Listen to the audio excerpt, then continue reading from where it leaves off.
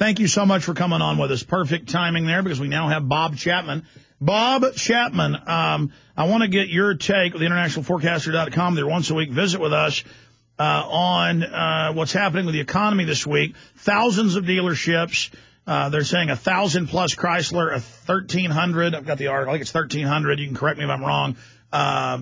General Motors are being told they're being shut down, and it's being handed over to Fiat, Bilderberg owned.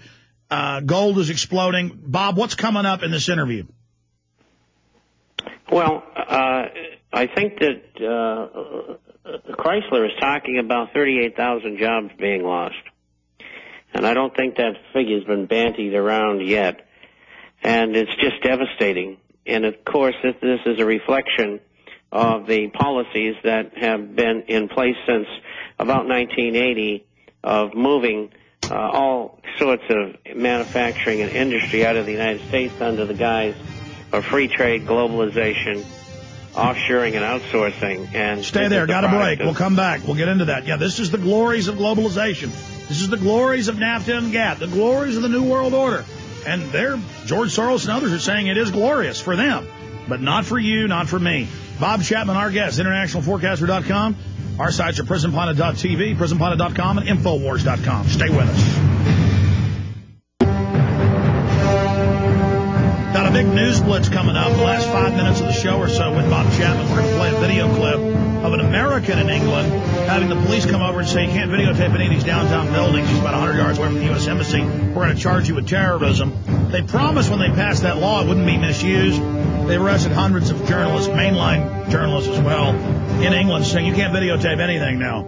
So they put cameras on you, but you can't put cameras on them. We're going back to Bob Chapman. And Bob, for stations that just joined us, you were getting into what it means to have Chrysler and GM going into receivership, what's happening with gold, what's happening with the stock market, the Bilderberg Group meeting. Jim Tucker's now got info. I'm going to tell you the latest info on that that just broke an hour ago here on air, an hour and a half ago. Get your take on that. But continue with the real economy and what's happening there. Well, I think, as I said before, that the problems at Chrysler, Ford, General Motors, and all of the manufacturers in the United States are a product of a planned obsolescence of American manufacturing, which began almost 30 years ago. I wrote about it back in the early 80s because I had followed what these people were up to. And, in fact, the first article I wrote was in 1967 on this. And, of course, I was a madman, and now I'm not a madman. I'm a mad old man. But anyway, this is part of the plan to deindustrialize the United States. And it is the very cornerstone of bringing the American economy financially and economically to its knees so that these people can create and implement world government. And this is part of the plan. And so it's not surprising to me. It's devastating for America. It's devastating for our fellow citizens who are going to be losing their jobs. And as we know, the 5 million jobs that were lost in the last 8 years via this method, most of those fellows and ladies who are making some $30 an hour are now lucky if they can make 15, and most of them are making less than that. And that obviously is going to continue. And at the same time, we have pulling at the bottom of the economy, probably about 30 million illegal aliens, of which probably 15 or 12 million work. And because of their status, they receive low wages, and they pull wages down at the lower level. And at the same time, they take jobs away from American citizens. So we have this worst of all world circumstance that we're going through here. Now, one of the highlights I saw today is that there is a Buy American mode going on. And I just got a piece out of the Globe and Mail from Toronto regarding that, which is in the next issue. And they are now in government contracts in the United States demanding American parts be used.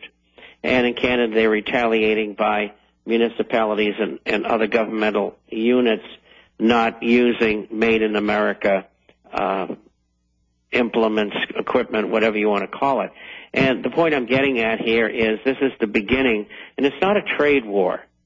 It's not going to be a trade war. What it's going to be is an inward facing of each country trying to save their own economies. And they're all going to tit for tat. They're all going to erect their little barriers. The Chinese and the Russians have already started doing it some time ago. And we're going to see a lot more of it. And all I can tell you is that the best thing the Congress can do is pass tariffs on goods and services, because that will mean that all of these cheap things that are bought, or I should say less expensive things that are bought from overseas, will have a tariff on them, and they'll have to compete. They can't compete on their slave labor anymore. And that's good, because then Americans can make those products in America, and then those companies that left our shores can return, because it won't be worthwhile for them to stay outside the country anymore.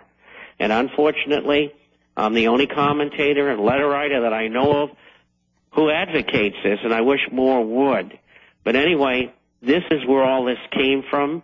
This is where it's going. And quite frankly, if we continue to allow them to do what they're doing, I don't know who's going to be working at what anymore. Well, Bob Chapman, let me comment on the 2 points that you just made. The globalists are corporate raiders. They're banker takeover masters. They like to destroy economies so they can sit up top of their fiat currency and liquidity that they make out of nothing and back up with the military to then buy everything up as it implodes. So that's why George Soros, as you know, is bragging. This is the best time of his life. He helped engineer it. Oh, it's so wonderful. Ha, ha, ha. And he funded Obama. You know, this is a big joke to them. And then you expand into the tariffs and trade. The first countries to put their tariffs up are usually the ones that get saved. We'll be the last to do it, and then by then we'll be so shot, the media will say the tariffs did it. You know, that's how they always do it. And this is a lesson in globalism. This was meant to make us dependent on the internationalists. This was meant to make all nations dependent on each other instead of national sovereignty, the bankers above it. And we're now here. And NAFTA and GATT have destroyed us, and the World Health Organization, World Trade Organization, all these different bureaucracies are taking over.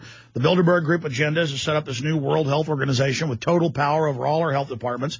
Everything we talked about is now happening, and the very bankers that engineered it all are now the saviors, up there posing as our saviors. And the New York Times reports, like it's a good idea, that government readies youth corps to take on vets. In the first line of the New York Times says they're preparing paramilitary squads of high schoolers, middle schoolers, the scouts, to take on gun owners and veterans. I mean, Bob, as much as we know about this, do you ever still pinch yourself like we're in the Twilight Zone? You know, it's hard to believe it's come to this. We always were afraid that it would evolve this way.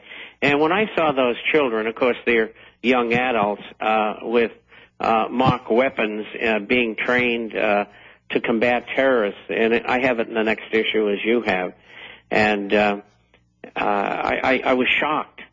I mean, you know, nothing is sacred or sacrosanct. I think a lot of parents are going to pull their children out of Boy Scouts and Girl Scouts and Cub Scouts because of this. I don't think they want them under the aegis of something that's like the Hitler Junge, and that's really what this amounts to.